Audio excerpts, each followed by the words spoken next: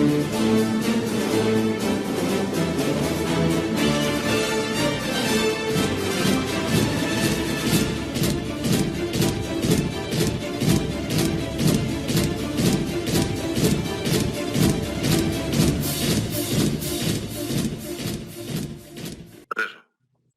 buenas tardes amigos, estamos en tiempo de entrevista, estamos en tiempo de las aventuras de la espada y hoy tenemos con nosotros a un repetidor porque es un personaje excepcional en el mundo de la historia del Imperio Español y sobre todo es un hombre que ha escrito lo suyo sobre este tema y que además no solo ha escrito lo suyo, sino que se ha convertido en una especie de embajador sin salir fuera. Es decir, vienen desde fuera y él los acompaña, los lleva y demás. Ha hecho una gran amistad con grandes hispanistas como Patricio Lons, por ejemplo, buen amigo también mío, con Marcelo Gullo, etcétera, con una serie de gente que son los referentes. Y bueno, si tú estás con los referentes haciendo cosas, es porque tú también eres un referente y porque tú también escribes libros. Y tus libros, pues tienen la misma calidad, o a lo mejor más, que los de otros. Y ese hombre del que estamos hablando tan mal, pues es Cesario Jarabo. ¿Qué tal estás, Cesario? Hola, buenas tardes. Pues obnubilado por las cosas que estás diciendo. O sea, en fin, iba a decir alguna palabra que a lo mejor era un poquito gruesa. Muchas gracias, muchas gracias. No, hombre, vamos a ver. Dijo Jesucristo que al César lo que es del César y a Dios lo que es de Dios, y yo añado y a Cesario lo que es de Cesario. Vamos a ver, has hecho un trabajo excepcional, un trabajo que te ha publicado ya una segunda edición, Editorial Almuzara, buenos amigos nuestros también, y me gustaría que me hablases, porque creo que se ha cambiado el título del libro al cambiar la editorial, ¿no? ¿Cómo se llama ahora el libro? Sí, el fin, bueno, efectivamente, o sea, la segunda edición es de El fin del Imperio de España en América. ¿Qué sucede? Que yo antes, como no me lo publicaba nadie, no había aparecido Almuzara, ¿no? Y no le había dado el valor, pues lo había publicado por mi cuenta. Y hice una edición de cuantos centenares de ejemplares con este título. Ujú. eh, La conquista británica de España. Sí. Yo cuando me cambiaron el título, digo, no me gusta, no me gusta, hubiese preferido que hubiese continuado con él. Pero luego, ya, pues ya le dije, no, tenías razón. O sea, parece correctísimo y para algo están los editores para saber qué título corresponde. A Pero en fin, cada o sea, libro. yo por mi cuenta ya he vendido unos centenares de libros de la conquista británica de España. Que claro, luego tuve que decir a quienes lo habían comprado, al tanto que cambia el título, pero el texto es el mismo. El texto es el mismo. Sí, pero de todas maneras, el libro yo pienso que es excepcional. Desde el punto y momento en que Almuzara, mi amigo Pepe, que está ahí moviendo la publicidad y moviendo las historias de los libros de Almuzara, o gente como Humberto, todos estos de Almuzara se han movido para que tú saques esta edición, es porque el libro es bueno y el libro se merece que la gente lo tenga, sobre todo los que están interesados en esa historia maldita, eh, esa, esa historia plagada de leyenda negra, por desgracia, en contra nuestra, pues yo creo que es imprescindible que la gente conozca el libro y lo sepa. Entonces, aunque el título expresa muy bien lo que van dentro del libro, a mí me gustaría que me hicieras pues no sé, una particular visión de por qué tú te has metido en este libro. ¿Por qué has hecho ese libro? Bueno, pues mira, la historia es la pura naturaleza de la vida. O sea, Ujú. yo llegó un momento que yo era empleado de banca, y llegó un momento en que el banco me dijo, te prejubilamos. A mí me sentó muy mal, pero luego al final me sentó francamente muy bien, porque cobraba sin trabajar, me lo pagabais entre todos los españoles. Yo dudo mucho que el banco me pagase, me pagabais todos los españoles. Desde aquí, muchas gracias. Y bueno, me quedó un tiempo que lo tenía que ocupar en alguna cosa si no quería morirme. Y me Ujú. puse a estudiar. ¿Qué me puse a estudiar? Pues lo que siempre había deseado. Historia de España. Entonces, pues abordé los más diversos aspectos. O sea, no fue la primera obra que trabajé. O sea, yo trabajé, por ejemplo, la Inquisición, la Santa. Y me la tomé en principio con mucho miedo, no sabía lo que me iba a encontrar. Y desde luego, como digo, la Santa Inquisición. Algo extraordinario. Bueno, pues terminé con eso y hice otros trabajos. Tengo otros trabajos sobre el campeonalismo, sobre unas cuantas cosas que tengo además publicadas en Amazon. Y finalmente, pues como hice un estudio de los movimientos centrífugos en España desde Sertorio hasta 1900, pues bueno, pues fui estudiando diversos capítulos, tengo todas las obras escritas, a ver si Almuzara también se anima a publicarlas, pues son unas cuantas. Y hasta que llegué al siglo XIX, y en el siglo XIX yo no sabía nada del siglo XIX, yo sabía lo que me habían enseñado en la universidad, que era bien poco, y lo que me habían enseñado anteriormente, porque también era menos todavía. Para mí el siglo XIX era un pozo sin fondo, un lugar desagradable, imposible de cogerlo por ningún sitio. Y bueno, pues al final lo cogí y desde luego habilísimo. Y estamos, o sea, puedo decir, como colofón del siglo XIX, es que hoy estamos en el siglo XIX. O sea, España no ha salido del siglo XIX en 224 años. ¿Y qué es España? Pues una colonia británica. Una colonia británica que empezó a serlo cuando dejó de ser España. ¿Y cuándo dejó de ser España?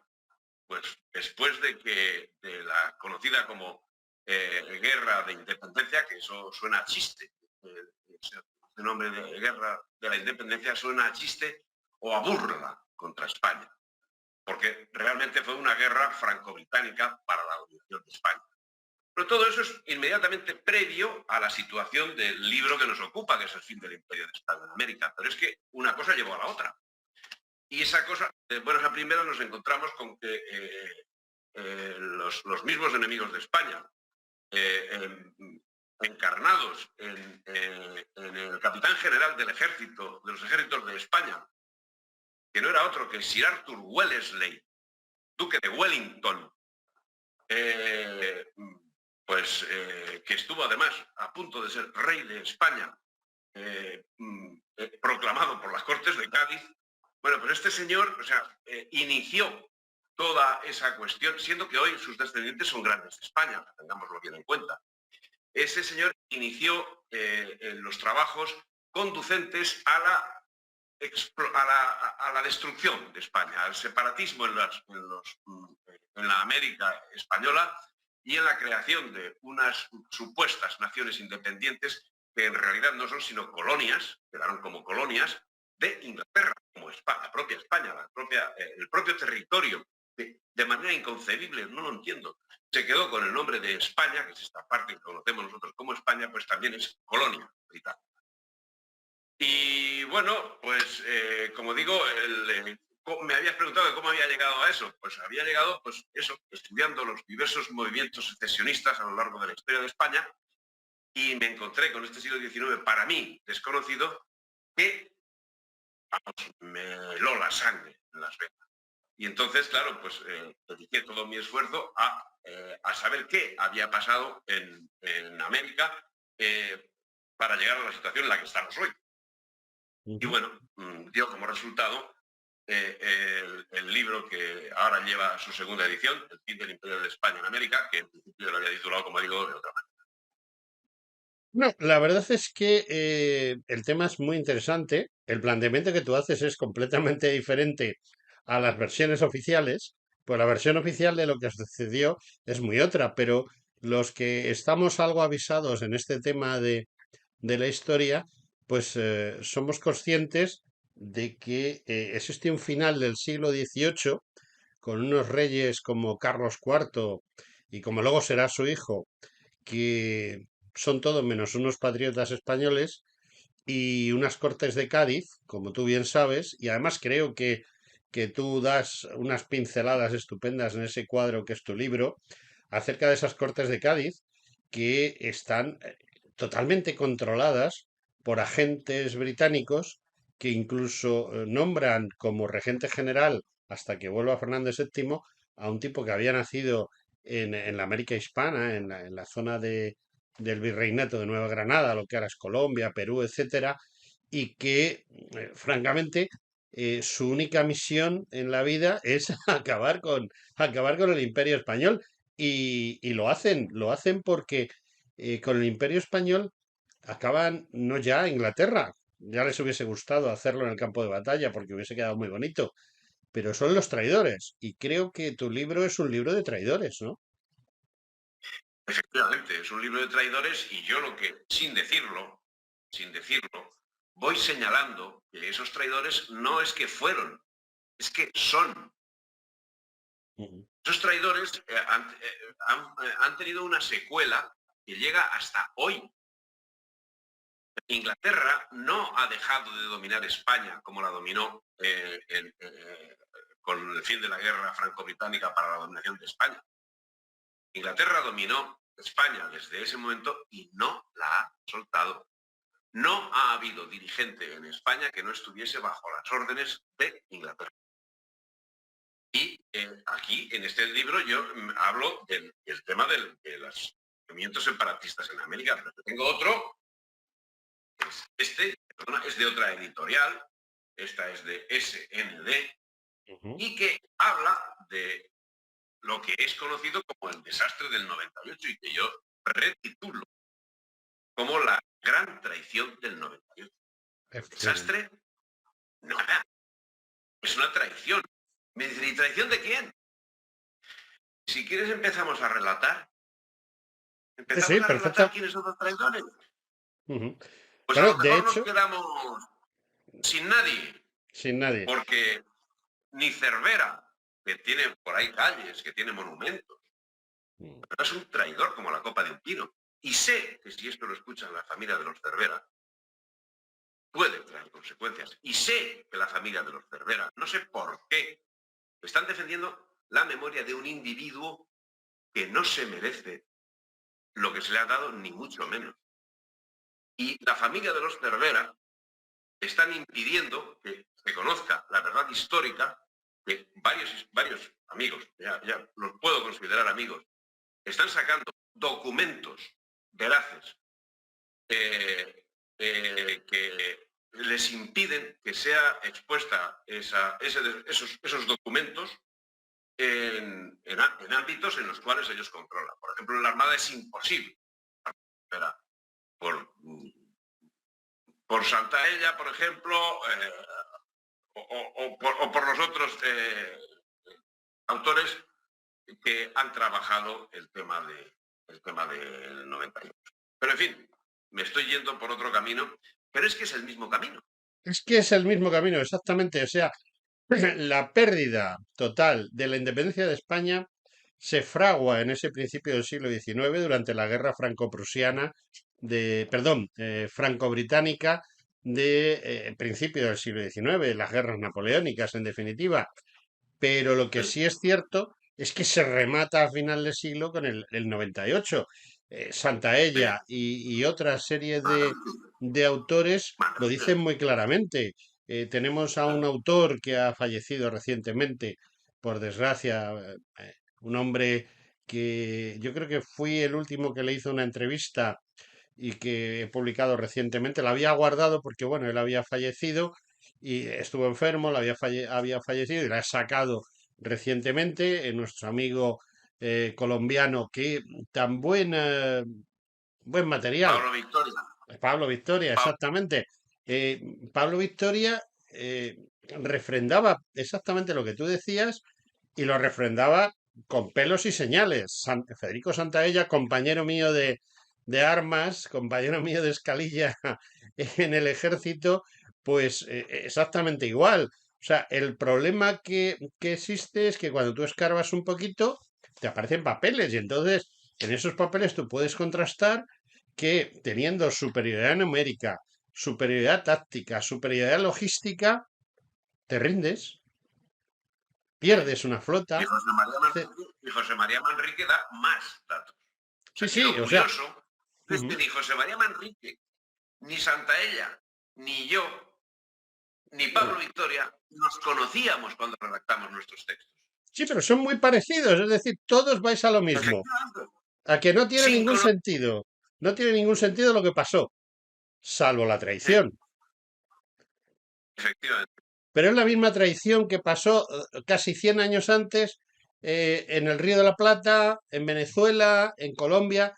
Es decir, son otros traidores, pero todos coinciden en una cosa, y es su cariño, o sea, son herederos, tienen nombres españoles y son herederos de España, y sin embargo son masones vendidos al sionismo internacional del siglo XIX. Ese sionismo que ahora se llama Efectivamente. woke, ahora se llama woke, en vez de llamarse sionismo. Pero, ¿quién es el enemigo de España? ¿Quién destruye España? El enemigo de Estamos España claros, es el enemigo de siempre. es el de El siempre. enemigo de siempre.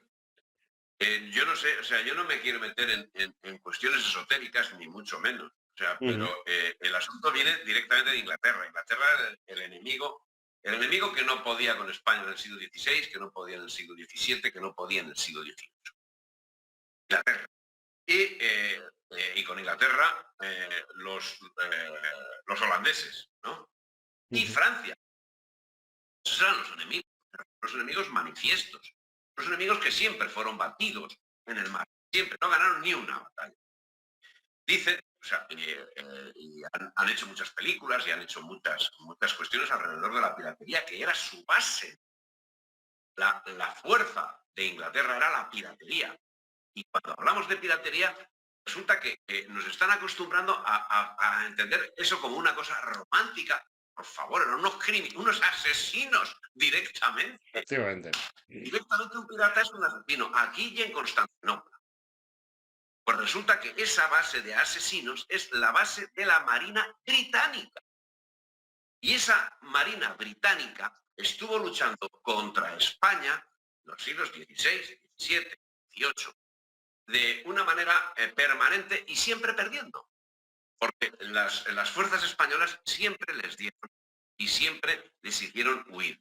¿Que tuvieron alguna victoria? Por supuesto. ¿Que hundieron algún barco? Por supuesto. ¿Que se quedaron, que rapiñaron a algún barco con el cual pudieron sobrevivir en Londres luego un siglo? Por supuesto. Pero delincuencia, delincuencia, delincuencia y delincuencia es la base de Inglaterra. Hasta el extremo que ya en el siglo XIX, a mediados del siglo XIX, llegaron a hacer esos piratas ingleses nada menos que 2 guerras contra China para imponerles el consumo del opio. O sea, son los traficantes máximos de droga. Y a partir de ahí, pues a cualquier otra circunstancia.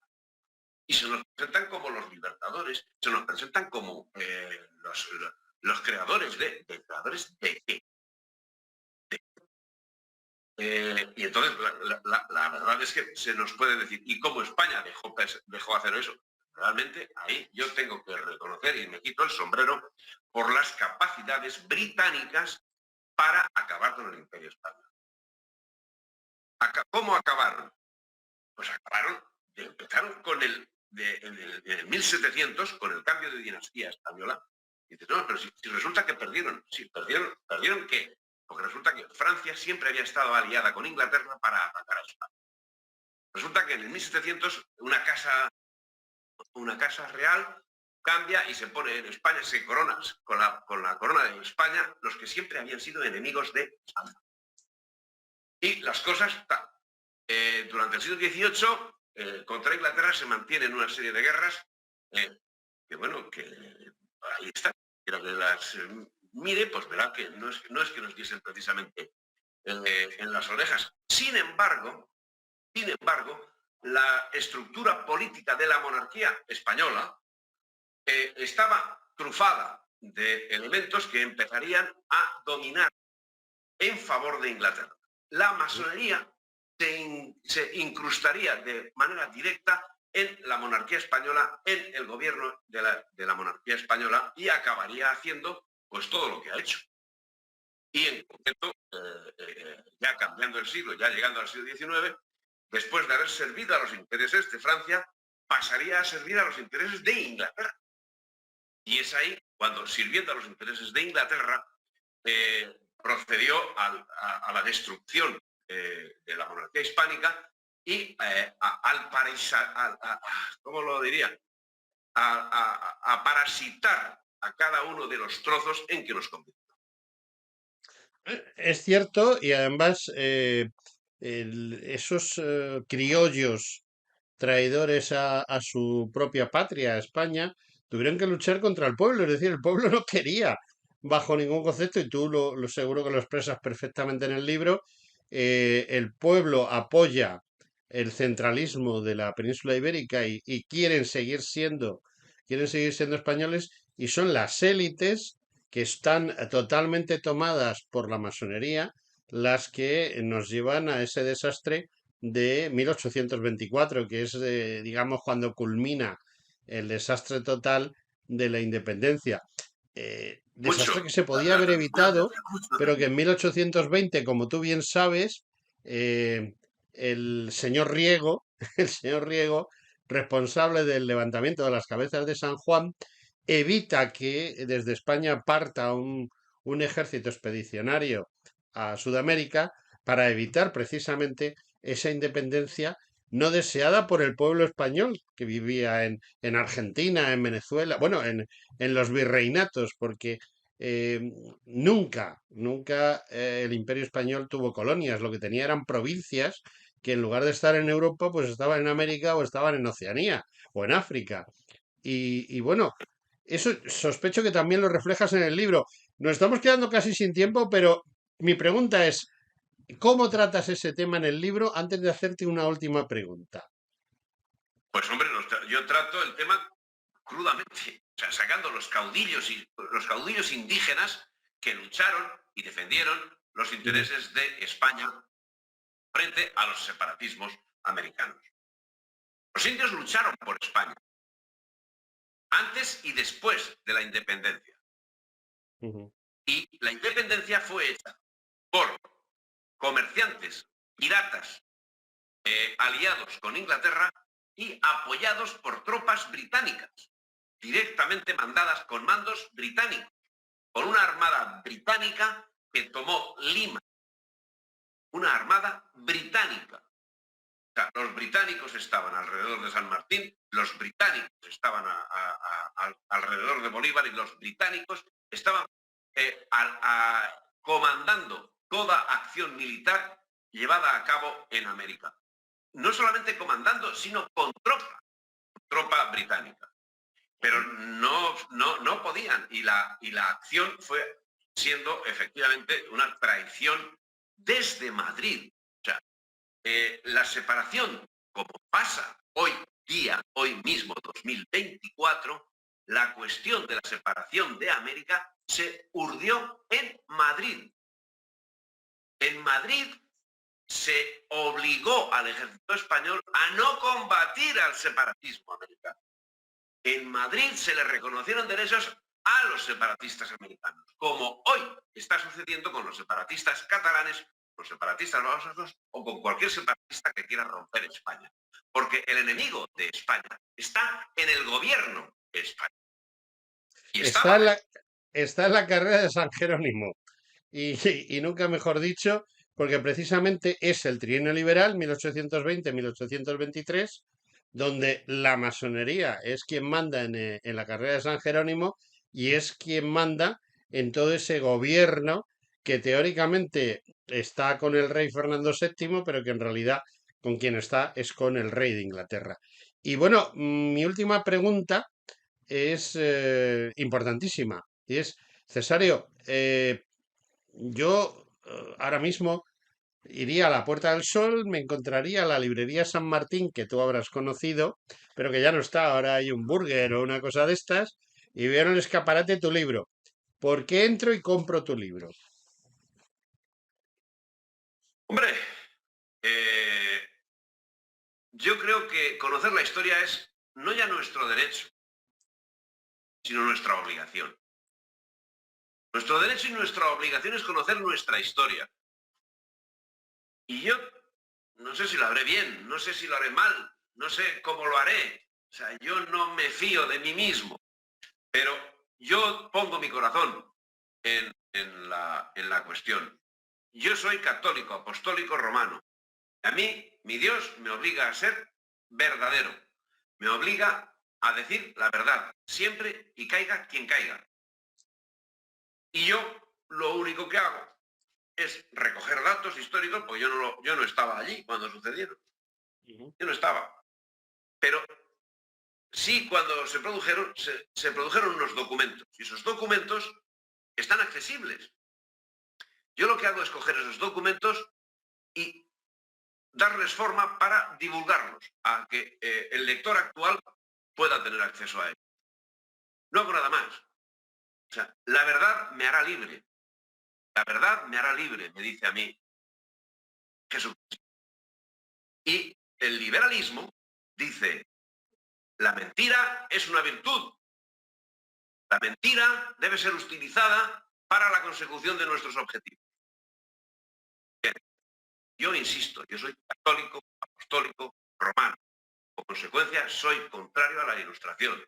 Soy enemigo del liberalismo y defiendo exclusivamente la verdad, porque la verdad me hará libre. La expongo y el que quiera, ahí la tiene, para que disfrute de ella o me diga, pues aquí lo has hecho mal, aquí lo has hecho bien. Lógicamente hay errores. Yo estoy dispuesto a arreglar o a rectificar esos errores que puedan ser corregidos. Bueno, pues más clarito agua, Cesario. Te agradezco enormemente que nos hayas dedicado estos minutos en los cuales hemos hablado de lo divino y de lo humano referente a esa caída del Imperio Español, más que caída, traición al gobierno, a traición a España por parte de quien debiera de haberla defendido, algo que está presente ahora mismo también. Es un problema que llevamos arrastrando 100 años y que parece que no desaparece. Cesario Jarabo, muchísimas gracias por haber estado un ratito con nosotros. Pues nada, gracias a ti y a tu disposición. Pues muchas gracias y bueno, nos volveremos a ver y hablaremos de 1898, si te parece. Me parece estupendo. Un abrazo, amigo. Gracias igualmente.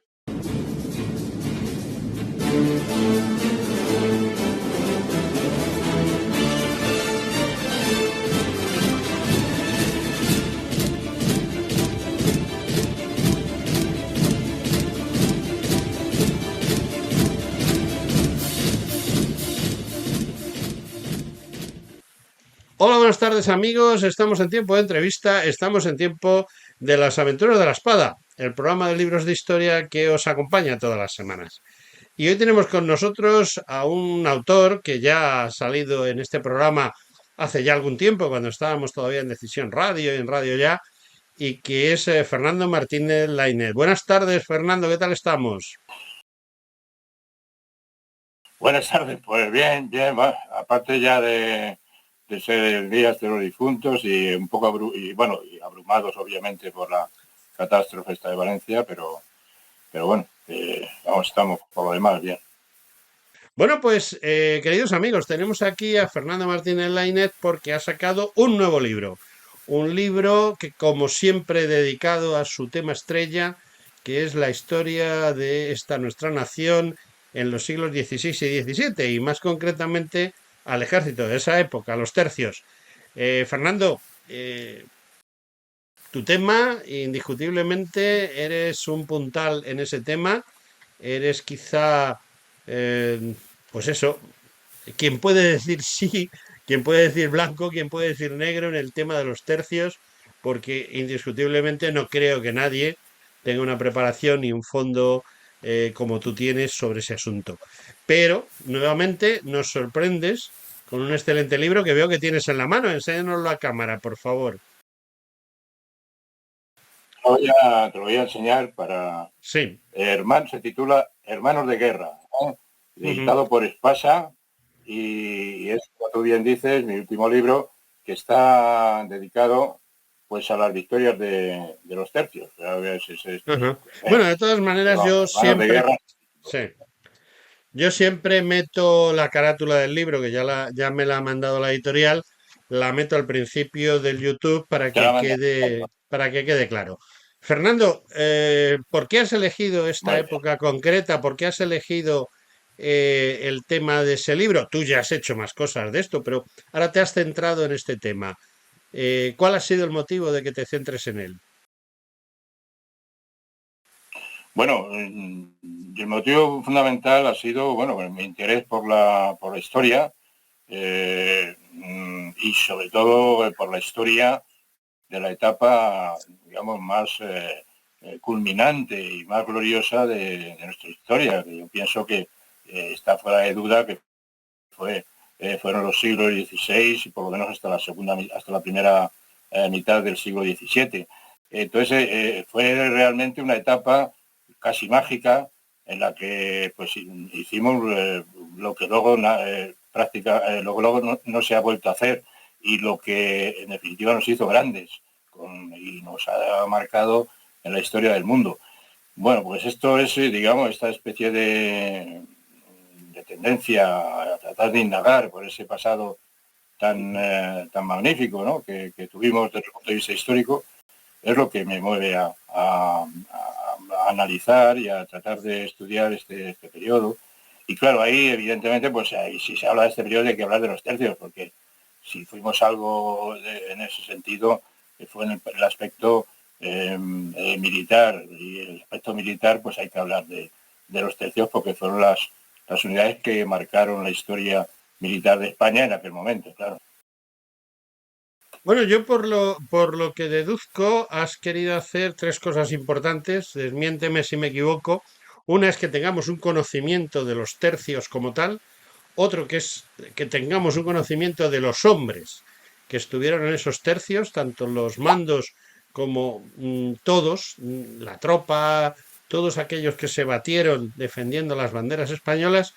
Y por lo que yo sé, haces especial hincapié en una serie de batallas que prácticamente las ganamos todas, porque durante ese siglo y medio del que tú estás hablando, pues prácticamente los tercios españoles fueron invencibles, ¿no? Sí, verás, pero en estas batallas que menciono aquí en el libro hay reveses, hay alguna derrota y la intención no era tanto mostrar que fuimos siempre ganadores, sino mostrar sobre todo ese espíritu que caracterizaba a los tercios, a esos hermanos de guerra que yo digo. Y en ese sentido, digamos, la pieza básica de ese engranaje pues era el honor, lo que podríamos llamar la honra, ¿no? Y aunque hubo, como digo ahí, reveses, es evidente que lo que no se perdió nunca, o prácticamente, fue ese sentido de la honra, que yo creo que es lo que caracteriza a estos hermanos de guerra, a estos tercios, cuyos soldados, pues yo en este caso los llamo así, los llamo hermanos de guerra, ¿no? Pero como digo, básicamente saco a colación también algunas derrotas en las que, a pesar de haber perdido, desde el punto de vista de la batalla, desde el punto de vista pues histórico, sin embargo, los tercios nunca dejaron de eh, mantener esa especie de puntal de honra como bandera y como carácter. La verdad es que, bueno, tú sabes que he sido el jefe de sanidad del Soria 9, heredero de un tercio tan importante como es Claro, el Tercio Viejo de Nápoles, que es quizás su fundador. claro, claro.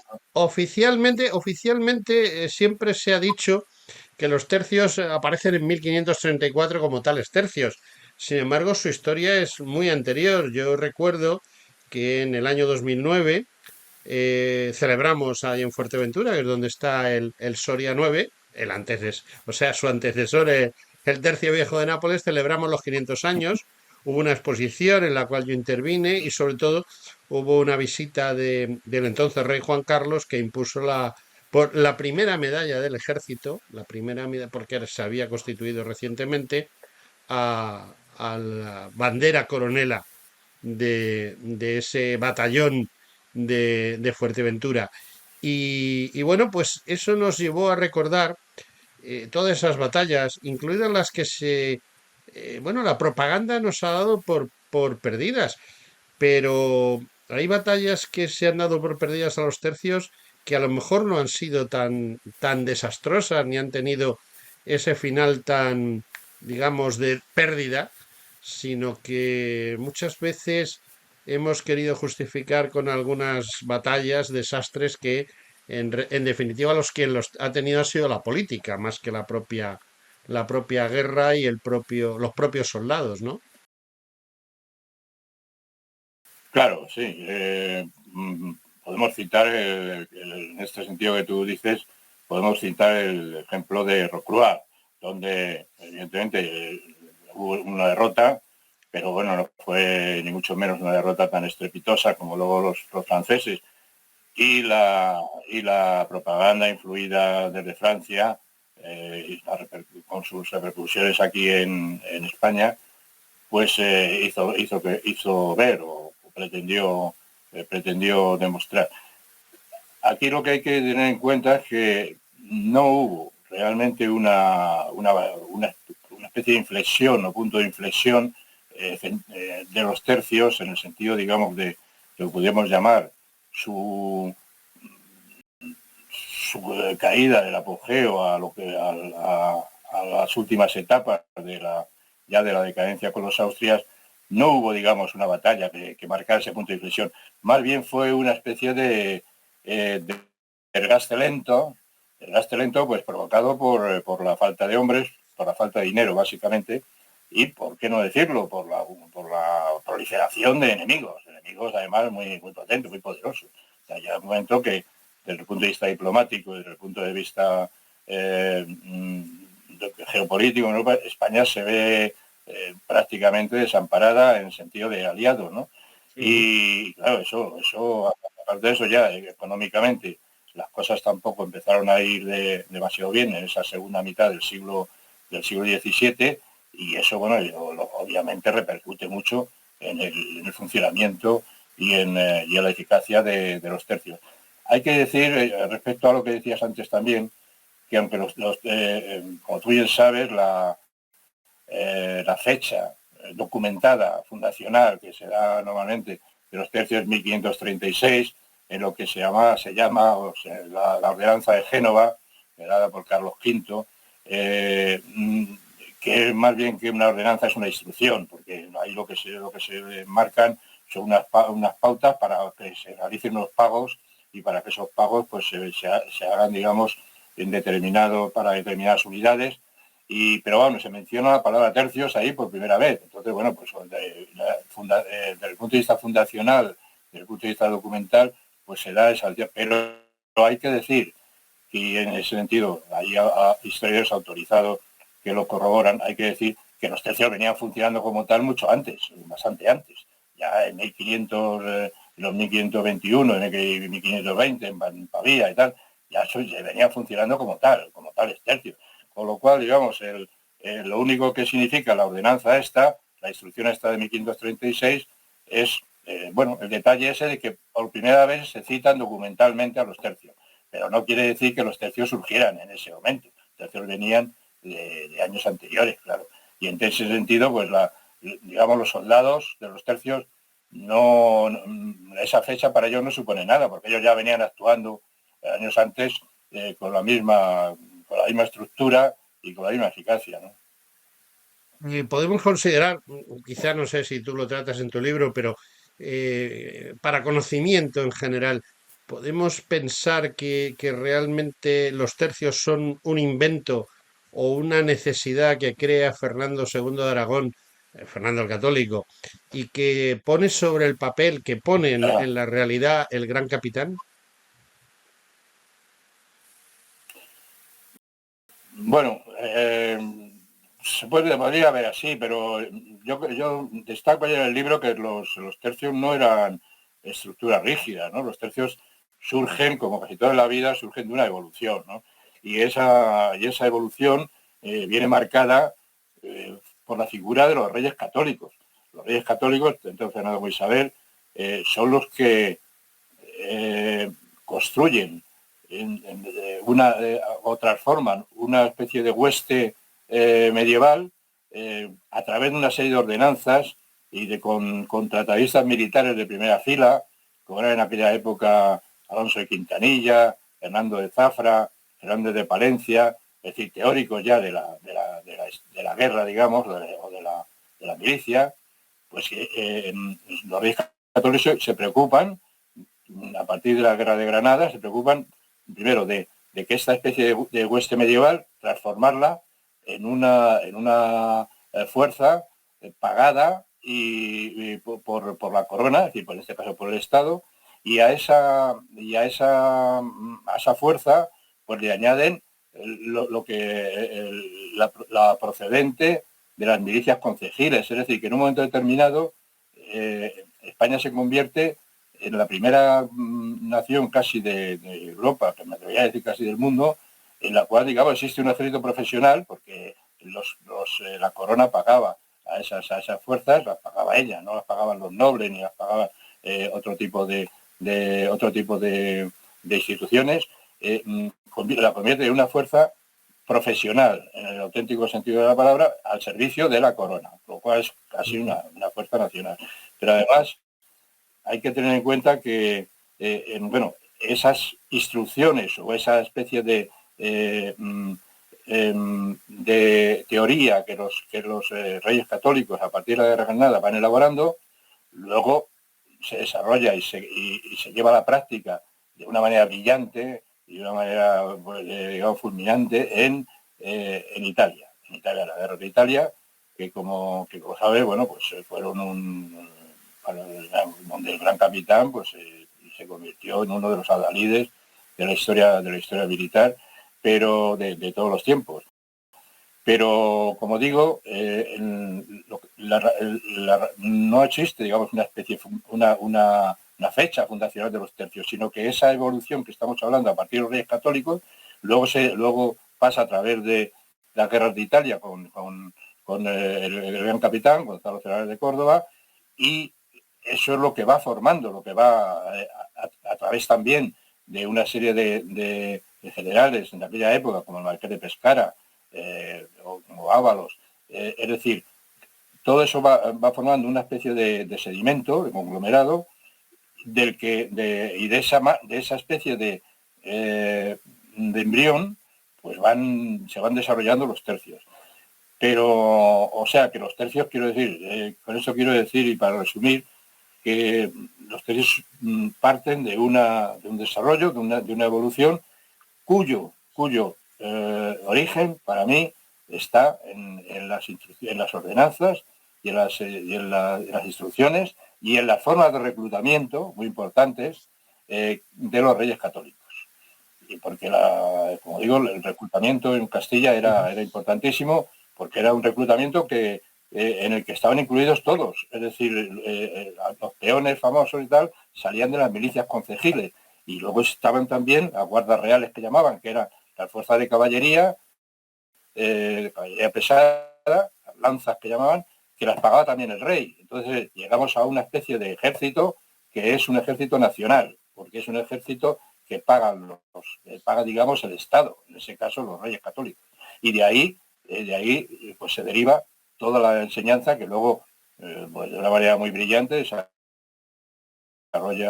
Gonzalo Fernández de Córdoba en Italia, ¿no? Bueno, Fernando, yo tengo una pregunta y a ver si tú me la puedes despejar. Y es que hay la manía de los tercios de Flandes, cuando realmente los tercios, si bien donde obtuvieron más o menos fama fue precisamente en esas guerras por esas provincias holandesas, no solo estuvieron allí, sino que, como tú bien has dicho, se crean en Italia bueno, actúan en todo el Mediterráneo. A lo mejor no tercios completos, pero sí partes de ellos, pues desde batallas como la de Lepanto, donde gente que estaba encuadrada en los tercios es embarcada para combatir en Lepanto. Tenemos el caso del famoso Cervantes, que había estado, según unas obras que se han editado por parte del Servicio Histórico Militar acerca de que Cervantes había estado, por ejemplo, en el Tercio Viejo de Nápoles, o actúan en Orán, o actúan en diversas islas del Mediterráneo, incluso participan con el Imperio Austrohúngaro en Viena y en Budapest. ¿Por qué ese interés tanto en los tercios de Flandes cuando precisamente se batieron en toda Europa y en todo el Mediterráneo, ¿no? Claro, los tercios básicamente estaban destinados a combatir en el exterior, en el extranjero. Y cuando España en ese momento pues, tenía peso militar y político en el resto del mundo, pues los tercios eran el brazo armado de esa política hispana, Ujú. de la monarquía católica o de la monarquía hispana en ese momento. Pero como digo, eran unidades básicamente destinadas a combatir en el extranjero. Y salvo algunas excepciones muy esporádicas, como fue por ejemplo la guerra de las Alpujarras y tal, los tercios no combatieron en España, combatían fuera de España. Entonces, desde ese punto de vista, hasta llegar a los tercios de Flandes, como tú bien señalas, los tercios han intervenido en muchos escenarios. Han intervenido en Francia, han intervenido en Alemania contra los luteranos, en la batalla de Milberg, han intervenido en Castelnuovo contra los turcos, en todo el norte de África, las luchas contra el Imperio Otomano fueron constantes. Y bueno, cuando llega el momento de que el rey Felipe II decide que hay que mandar tropas a Flandes por las circunstancias que ahora pues sería prolijo explicar, pues es cuando pues tienen que ir los tercios, porque es el brazo armado de la acción Ujú. exterior de España. Y entonces van a combatir. ¿Y qué pasa? Que a partir de esa época, realmente, pues la guerra de Flandes se convierte en una guerra muy larga, muy cruenta, muy complicada desde el punto de vista de las alianzas, una guerra, digamos, en muchos casos una guerra sucia, diríamos ahora. Entonces, y en ese sentido, bueno, pues lo que ocurre es que son 80 años de guerra, con lo cual Mm. son 80 años, en esta guerra de 80 años, en los que siempre intervienen los tercios, con lo cual, en muchos casos, pues bueno, se puede ver se puede ver a los tercios como el ejército que más tiempo, digamos, o que de una manera más prolongada actuó en Europa, ¿no? Pero habían actuado, por supuesto, y actuaron, bueno, como digo, en Europa en muchos sitios, y en el Mediterráneo, incluso hay un par de ocasiones que combatieron en el Caribe, en fin. Pero vamos, lo que hay que tener en cuenta es que eran un ejército, eran una tropa destinada a combatir en el extranjero. Y Ujú. cuando había que combatir en el extranjero, combatir. Y entonces, en el caso de Flandes, pues la guerra duró nada menos que 80 años, con lo cual, se imagínate los tercios allí. Oye, una cosa que a mí me llama poderosamente la atención es que es un ejército de castellanos, pero sin embargo defiende más los intereses de Aragón. Ya sé que es el momento en que se crea España ya de una manera real y tanto Castilla como Aragón al final monta tanto la una como la otra, pero los tercios están compuestos básicamente por levas, por tropas, tropas como tú mismo has dicho, que vienen de concejiles y que son básicamente castellanos o nuevos castellanos o andaluces y al final resulta que están más bien defendiendo los intereses de lo que serían los territorios de Aragón, porque Italia era más un problema de Aragón, una expansión de Aragón que una expansión de Castilla. Es una cosa curiosa y relativamente importante, porque eso, por supuesto, afectó o ya estaba muy asumido la hispanidad total y no existía esa diferencia entre castellanos y aragoneses.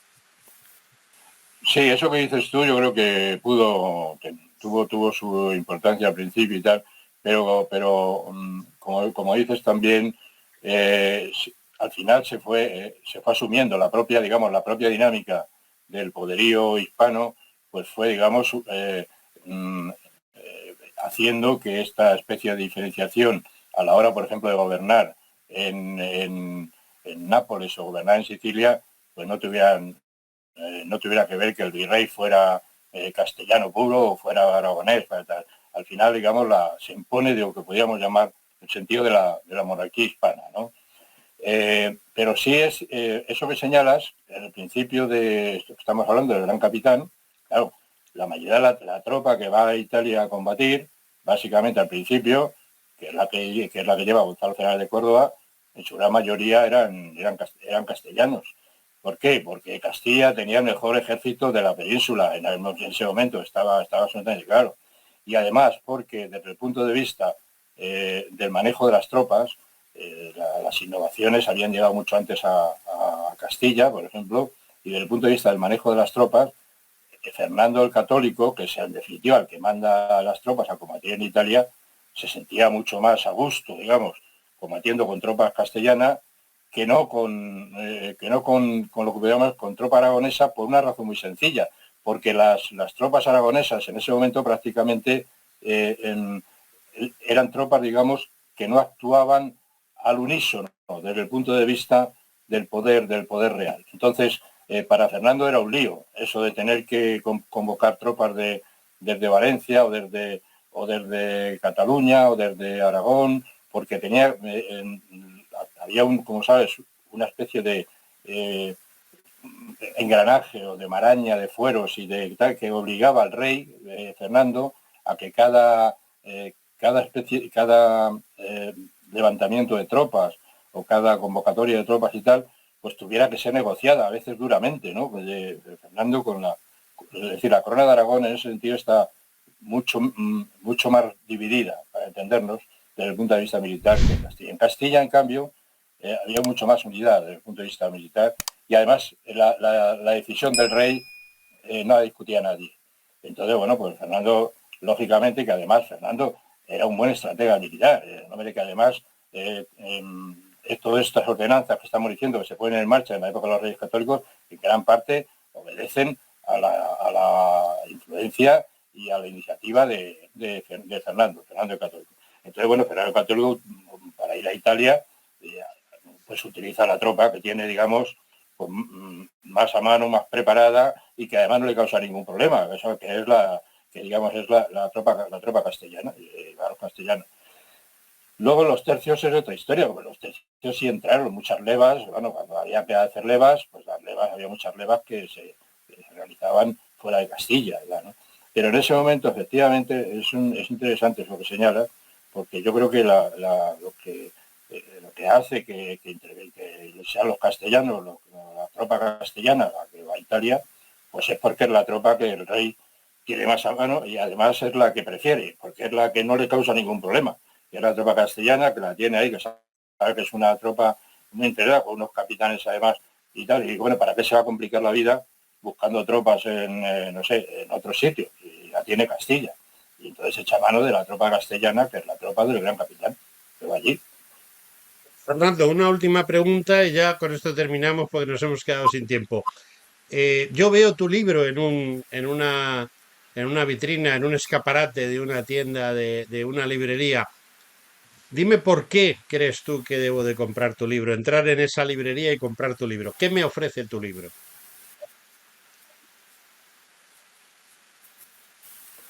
Bueno, pues yo creo que el libro yo trato de que sea un libro ameno, un libro explicativo, un libro que no entre en demasiada, digamos, que pueda leer cualquier persona pues medianamente culta, y sobre todo es un libro que yo creo que en muchos casos se puede leer casi como una especie de visión aventurera de lo que fue España y casi yo diría como una saga novelística aventurera, ¿no? Porque ahí a lo largo del libro salen muchas batallas, salen muchos jefes, muchos diplomáticos que en definitiva configuran este escenario de lo que es una batalla y de lo que es una guerra. El único hándicap que le veo al libro es que lógicamente quizá es un libro en el que no hay muchas mujeres, porque es evidente que la guerra en aquella época la hacían los hombres, no la hacían las mujeres. Entonces, bueno, pues puede que alguna señora se pueda quejar. No es que aquí no salen hombres, pues digo, no salen mujeres. Pues sí, lo siento, pero es que estamos hablando de guerras y ahora, por ejemplo, las mujeres ya hacen la guerra, pero es que en aquella época la mujer hacía la guerra. Lo cual no deja, no, lo cual y me quiero señalar que no quiere decir que no tuvieran un papel muy importante en los tercios, porque en los tercios no eran solamente los soldados, sino que detrás de los soldados iban muchas mujeres, que evidentemente en algunos casos eran mujeres casadas y con hijos, y formaban lo que se llamaba la cola del tercio, y en esa cola del tercio estas mujeres pues quedaban participaban ayudando a los hombres en muchas actividades y sin contar, bueno, el hecho de que en los tercios figuraban por reglamentación, digamos, figuraba las prostitutas que desempeñaban un papel importante desde el punto de vista de los soldados, ¿no? Y eso se tenía muy buen cuidado de reglamentarlo, ¿no? Es decir, que no eran esclavas ni nada, sino que eran gente que de alguna manera colaboraban en el funcionamiento del tercio, ¿no? Bueno, pues eso es una pequeña observación que quería hacer, pero que por supuesto no desmerece que hubo muchas mujeres que combatieron al lado, digamos, de los tercios y que quizás requerirían a lo mejor, a ver si me da tiempo a hacerlo, un ensayo o un libro al respecto, que yo creo que sería muy interesante también. Fernando, muchísimas gracias por tu presencia. Fernando Martínez Lainez, ha sido un placer hablar contigo de los tercios y de tu último libro, que espero fehacientemente que sea, como todos los anteriores, un éxito. Fernando Martínez Lainez, muchas gracias por tu presencia. Pues muchas gracias a ti, Antonio. Y ya sabes, la próxima vez seguiremos hablando de los tercios o de lo que surja. Así que aquí estamos.